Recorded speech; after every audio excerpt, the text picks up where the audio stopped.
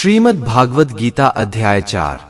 नमस्कार दोस्तों, राधे राधे। स्वागत है आप सभी का अपने YouTube चैनल राधा ज्ञान गंगा में।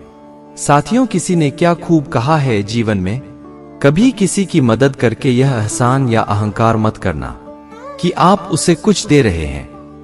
हो सकता है कि आप अपने पिछले जन्म का कर्ज चुका रहे हो। नमस्कार साथियों, स्वागत है आपका राधा ज्ञान गंगा चैनल की एक और नई वीडियो में, जिसका नाम है भगवत गीता की सीख। और आज हम जानेंगे कि श्रीमद् भगवत गीता के चौथे अध्याय से क्या सीखा जा सकता है। इस वीडियो में हम बात करेंगे चौथे अध्याय की, बहुत ही सरल भाषा और आसान से शब्दों में। तीसरे अध्याय में हमने देखा कि भगवान श्री कृष्ण ने अर्जुन को बताया कि जो भी मानव श्रद्धा युक्त होकर के मेरे बताए मार्ग पर चलता है, वह कर्मों के बंधन से छूट जाता है और मोक्ष को प्राप्त करता है।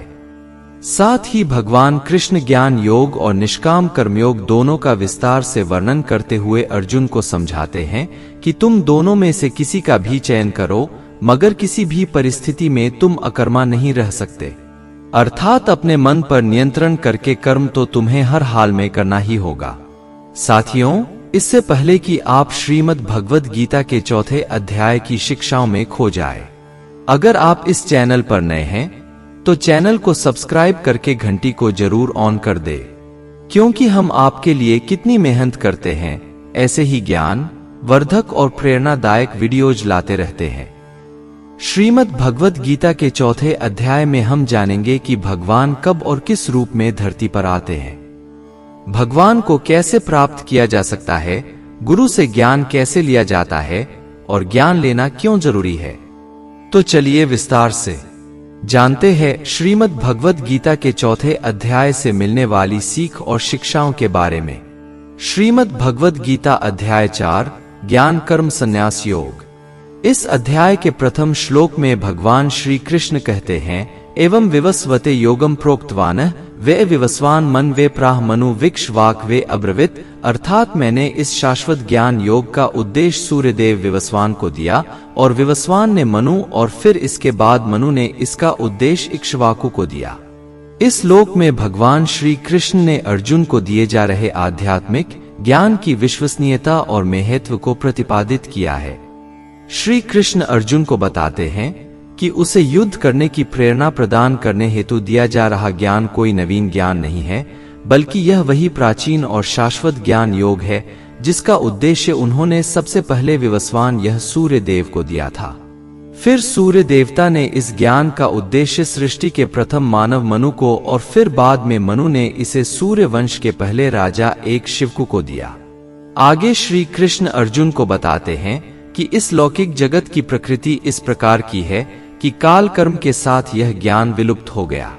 उसी प्राचीन गुण योग्य ज्ञान को आज मैं तुम्हारे सम्मुख प्रकट कर रहा हूं, क्योंकि तुम मेरे मित्र एवं मेरे भक्त हो, इसलिए तुम इस दिव्य ज्ञान को समझ सकते हो। अर्जुन ने भगवान को अपना मित्र मानकर उनकी आराधना की, और इसलिए श्री कृष्ण अर्जुन को अपना परम मित्र और भक्त कहते हैं। हृदय में श्रद्धा और भक्ति के बिना कोई भी श्रीमद् भगवत गीता के दिव्य ज्ञान को ग्रहण नहीं कर सकता। अतः इसे समझने के लिए सच्ची श्रद्धा और भक्ति आवश्यक है।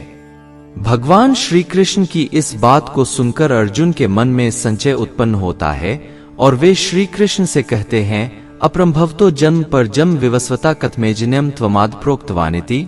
अर्थात आपका जन्म तो विवस्वान के बहुत बाद हुआ है, तब मैं यह कैसे मान लूं कि प्रारंभ में आपने उन्हें इस ज्ञान का उद्देश्य दिया था। हे कृष्ण, आप तो अभी वर्तमान काल में हो, तो आप बहुत पहले के समय में ऐसा कैसे कर सकते हो। अर्जुन भगवान श्री कृष्ण के कथनों में घटनाओं की स्पष्ट असंगति से विचलित हो जाता है। सूर्य देवता का अस्तित्व सृष्टि के प्रारंभ से ही है, जबकि श्री कृष्ण ने अभी इस संसार में जन्म लिया है। यदि श्री कृष्ण वासुदेव और देवकी के पुत्र हैं, तब उनका यह कहना कि उन्होंने इस विद्या का ज्ञान विवस्वान सूर्यदेव को दिया था, अर्जुन को असंगत प्रतीत होता है, इसलिए वह इसकी सत्यता को जानना चाहता है। तब श्री कृष्ण कहते हैं, हे अर्जुन, तुम्हारे और मेरे अनेकों जन्म हो चुके हैं, किंतु हे परंतप, तुम उन्हें भूल चुके हो, जबकि मुझे उन सब का स्मरण है। श्री कृष्ण स्पष्ट करते हैं कि वे अर्जुन के समक्ष एक मनुष्य के रूप में खड़े हैं, लेकिन केवल इस कारण से उनकी तुलना मानव मात्र से नहीं करनी चाहिए। जीवात्मा और परमात्मा में कई प्रकार की समानताएं होती हैं। जैसे दोनों सच्चित आनंद है, फिर भी दोनों में अनेकों भेद है। भगवान सर्वव्यापक है, किंतु आत्मा केवल मनुष्य के शरीर में व्याप्त रहती है। भगवान सर्वशक्तिमान है, जबकि आत्मा में भगवान की कृपा के बिना स्वयं को माया से मुक्त करवाने की भी शक्ति नहीं होती। भगवान सृष्टि के नियमों के निर्माता है, जबकि आत्मा इन नियमों के अधीन है। भगवान संपूर्ण सृष्टि के नियंता हैं, जबकि आत्मा उनके नियंत्रण में रहती है। भगवान सर्वज्ञ है और जीवात्मा को किसी एक विषय का भी पूर्ण ज्ञान नहीं होता। भगवान श्री कृष्ण जीवात्मा और भगवान के बीच भेद को समझाते हुए कहते हैं कि यद्यपि वे संसार में अनेकों बार अवतार लेते हैं, तथापि वे सदैव सर्वज्ञ रहते हैं, न कि जीवात्मा के समान जिसका ज्ञान सीमित होता है। यदा यदा ही धर्मस्य ग्लानिर्भवति भारत अभ्युत्थानम धर्मस्य तदात्मानं सजाम्यहम्, अर्थात जब जब धरती पर धर्म का पतन और धर्म में वृद्धि होती है, तब उस समय में पृथ्वी पर अवतार लेता हूँ। वस्तुतः धर्म एक नियत कर्म है जो हमारे आध्यात्मिक उत्थान और हमारी उन्नति में सहायक होता है, और धर्म के प्रतिकूल आचरण को ही अधर्म कहा जाता है। जब धरती पर अधर्म प्रबल हो जाता है, तब संसार की सृष्टिकर्ता प्रकट होकर अधर्म का विनाश कर धर्म की पुनर्स्थापना करते हैं। इस प्रकार से भगवान के प्रकट होने को अवतार कहा जाता है। इस प्रकार भगवान श्री कृष्ण अपने अवतार रूप में प्रकट होने के 3 कारण बताते हैं। पहला, दुष्टों और अधर्म के विनाश के लिए, दूसरा, भक्तों के उद्धार के लिए, और तीसरा, धर्म की पुनर्स्थापना के लिए। श्री कृष्ण कहते हैं, जिस तरह से कोई भक्त मुझे बहुत प्रेम करता है, उसी प्रकार से मैं भी अपने भक्तों से बहुत प्रेम करता हूँ। जिस भाव से लोग मेरी शरण ग्रहण करते हैं, उसी भाव के अनुरूप मैं उन्हें फल देता हूँ। मनुष्यों के गुणों और कर्मों के अनुसार मेरे द्वारा 4 वर्णों की रचना की गई है। यद्यपि मैं इस व्यवस्था का रचयिता हूँ, किंतु तुम मुझे अकर्ता और अविनाशी ही मानो। मैंने भले ही इस संसार को बनाया है, लेकिन मैं फिर भी यह नहीं सोचता कि यह मैंने बनाया है। इसलिए मनुष्य को भी कर्म करते समय यह नहीं सोचना चाहिए कि मैं कर रहा हूं। जो मनुष्य किसी भी कर्म के फल और सुख दुख से परे होकर के कर्म करता है, वही सबसे अच्छा होता है। जिसको अपने शरीर पर कोई घमंड नहीं होता और जो अपने मन और इंद्रियों को वश में रखता है, वही मनुष्यों में सबसे ऊंचा है। हे अर्जुन, जो मनुष्य इस धरती पर खुश नहीं रह पाता, वह परलोक में भी खुश नहीं होता। इसलिए किसी भी मनुष्य को अपने गुरु को पहचान करके, अपनी इंद्रियों को जीतकर, अपना लालच छोड़कर, गुरु की सेवा करके उनसे वह ज्ञान सीखना चाहिए जिससे बड़े बड़े पापी भी मेरी शरण में आ जाते हैं। जिस तरह से आग सूखी लकड़ियों को जलाकर राख कर देती है, उसी तरह से गुरु से सीखा हुआ ज्ञान भी हर अज्ञान को मिटा देता है। हमेशा कर्म करने वाला और हमेशा मुझ में श्रद्धा रखने वाला ही मुझको प्राप्त कर पाता है। इसलिए जिसने भी कर्म योग से सभी कर्मों को खुद को कर्ता न मानते हुए परमात्मा को अर्पण कर दिए हैं, ऐसे मनुष्य को उसके कर्म कभी नहीं बांधते। इसलिए हे अर्जुन, तू भी मेरे इस दिए हुए ज्ञान से यह समझ कि कर्म तू नहीं बल्कि मैं कर रहा हूं। आथ तुम्हारे हृदय में अज्ञानतावश जो भी संदेह उत्पन्न हुए हैं, उन्हें ज्ञान रूपी शस्त्र से काट दो हे भरतवंशी। अर्जुन, स्वयं को योग में निष्ठ करो, उठो खड़े हो जाओ और युद्ध करो दोस्तों।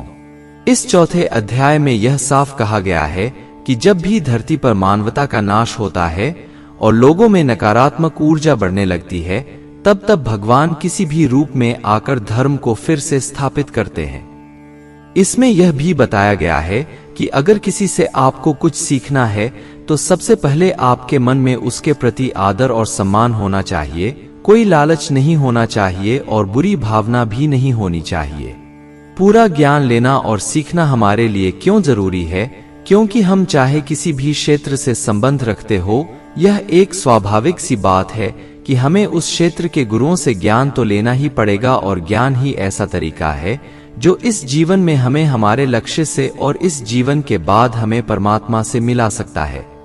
साथियों, उम्मीद है आपको श्रीमद् भगवद गीता के चौथे अध्याय की यह सरल व्याख्या जरूर पसंद आई होगी और आपको इससे बहुत कुछ सीखने को मिला होगा।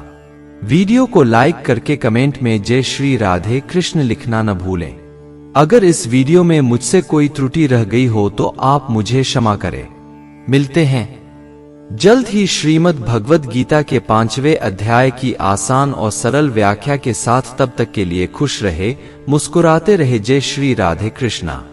नमस्कार दोस्तों, राधे राधे। दोस्तों, अगर आप हमारे चैनल पर पहली बार आए हैं तो इसे सब्सक्राइब जरूर करें और साथ साथ बेल आइकन ऑल पर दबाएं ताकि आपको आने वाली वीडियो की नोटिफिकेशन मिल सके।